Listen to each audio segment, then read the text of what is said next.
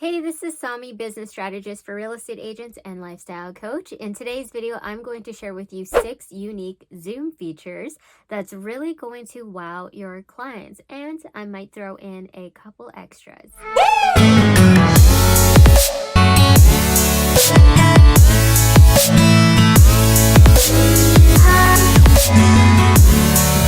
So let's get right into how to utilize the Beauty app. It's super simple. You want to use your Zoom desktop app, and then what you want to do is go to your photo on the top right, click on settings. Once you click on settings, on the left-hand side, click on video, and I pop up right here, and under my video, you'll see 2 options: touch up my appearance and adjust for low light. So I'm going to tell you the difference between the two. Touch up my appearance allows a very soft filter over your entire look and complexion.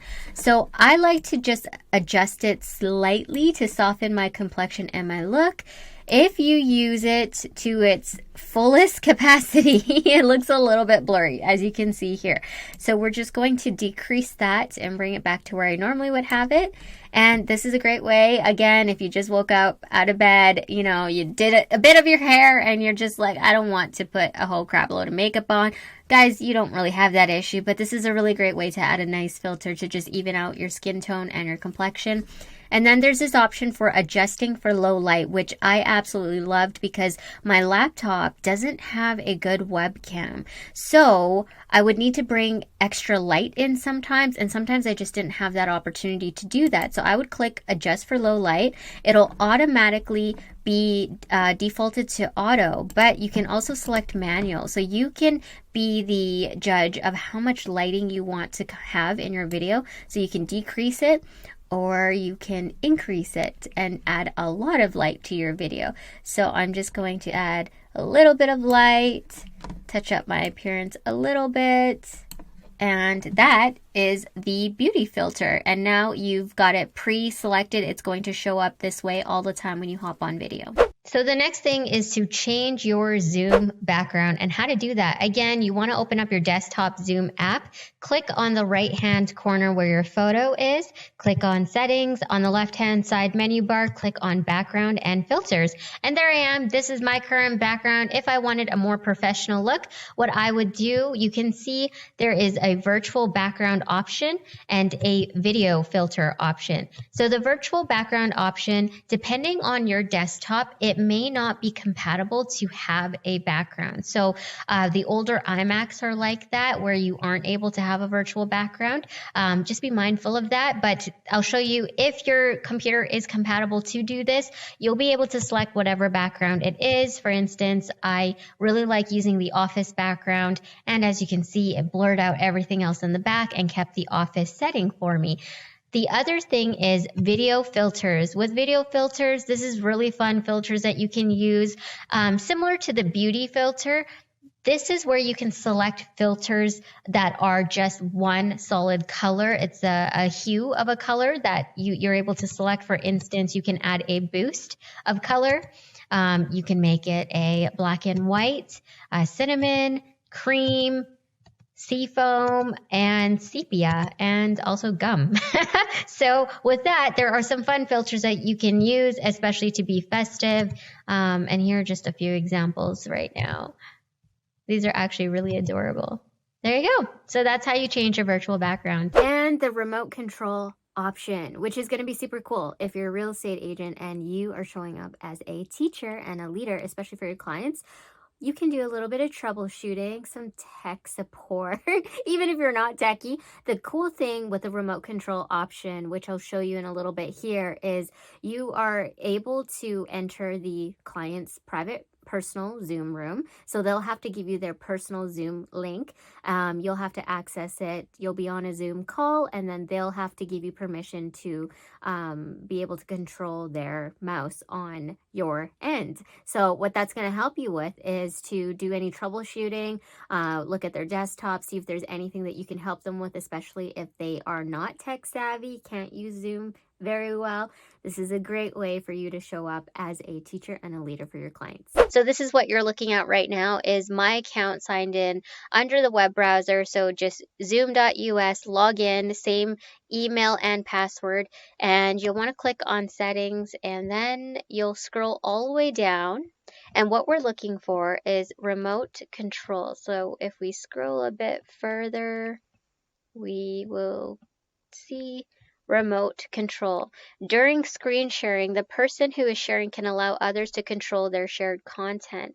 So this, you'll be able to enable it, disable it, and enable it. So I like to have this enabled just in case I want somebody, let's say someone is explaining something in a presentation and I just don't know what it is that they want me to do. So I can give them permission to access my computer by giving them the remote control. So that's also going to be in your menu of your Zoom desktop application. There's going to be a remote option, which I'll show you in just a second. The next thing you want to enable is the breakout room. So this, everyone thinks it's for the paid version. It's actually with the free version. You just have to enable it. So let's go ahead and do that. And we can click on allow hosts to assign participants to breakout rooms when scheduling. Save. So this allows the host to split meeting participants into separate, smaller rooms. So what that means, if you've got a group of people and you're doing a presentation and then you want to have a break for a discussion part of your meeting, what you can do is assign a couple of people to one group and they'll have their own room where they can discuss. You can break off the groups into however many groups you'd like, but you have to make sure you enable this in your settings in the web browser when you sign into your Zoom. Okay, so I've opened up my Zoom meeting room and you'll notice that I actually have to hover over it to get the menu to open up. So here I can share screen, I can record my meeting, I have breakout rooms which I enabled in settings. There's also another section when you are doing a meeting, it says remote, where you can provide remote control access for somebody else to access your computer. But for this, I just wanted to show you what the breakout room looks like, as well as the record button. And then I will show you what it looks like to record your meetings, how to extract your meetings once it's done, and then be able to utilize recorded clips for some content. Zoom allows you to record all of your meetings, which then gets converted onto your desktop as a video file or an audio. So this is just an extra tidbit for you real estate agents. A pro tip, if you want to use your Zoom meetings as pieces of content, this is how I utilize it in my business. And it takes a little bit of video editing knowledge. You don't need too much. You can use the basics of video editing, but the video editing software I use that we're looking at right now is Filmora Wondershare. So I want to dive right in just to show you how I utilize my Zoom meetings as extra pieces of content. And what I'm going to do here is just close that. And this is what it looks like when your Zoom meeting is done converted after you have recorded the session. You'll have an audio only file as well as a video file. So I'm just using a training video. When I train unlicensed real estate assistants, I make sure that I record all of our training sessions so they have access to it. But what I can do with this is I can go ahead and drag this file into my video editor. And then I can go ahead and drag that video and start editing it and taking pieces of content out. So if you're not tech savvy, don't worry. Filmora is really easy to use, or you can outsource this. But I just wanted to share with you that you are able to utilize video to be able to use it for content pieces. So that's one way to do it. The other thing is you can use the audio only and drop it in. And let's say you have some motion graphics and there's no audio for it, you can use the audio only and just drag it and drop it into your video editor. So why those things would be important is because if you are just getting used to being on video or camera, you can actually utilize the Zoom platform to really help you with creating some content, leveraging yourself a little better, and utilizing the video part of Zoom as well as the audio version. And then the last feature is the virtual whiteboard.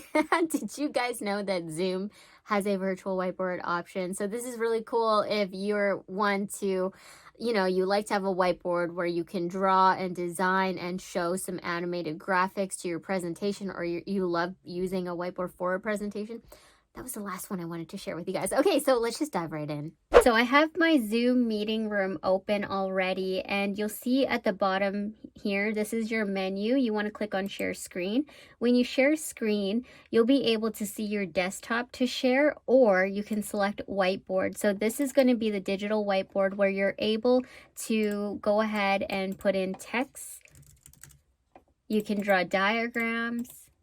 You can already see I've started a little bit of something, but if you're a visual presenter, this is going to be a great way to share a presentation with your team members. The other great thing is once you're done your presentation, let's say you were to do a quick little workflow, so I can even maybe add something else here. And let's just say this was completed with an entire funnel of something. You're able to save it right on the top right here, and it will save as a photo for you to be able to share this with your team members after as meeting notes. So that's how you use the whiteboard.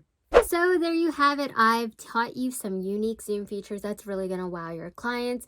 Most importantly, I didn't tell you the shortcut keys because they're super simple, but you're going to want to utilize it if you're in a group meeting. It's surprising how long it does take when you use the mouse to try and mute yourself or to turn off video. So to mute yourself, you just want to press Alt+A on your keyboard, and to turn off video, it's Alt+V. So those are some quick keyboard shortcuts that will allow you to stop your video as well as mute yourself. And today you learned how to use the beauty filter. You learned how to add a virtual background, some breakout rooms, remote control sharing options, the digital whiteboard option, and also the recording option where you can pull your recordings and extract the video and audio pieces to create content for yourself. So I hope you guys enjoyed this video. If you like content like this, make sure to hit the like button and subscribe and share this video with any other realtors or business owners that may need these unique Zoom features to really up their game.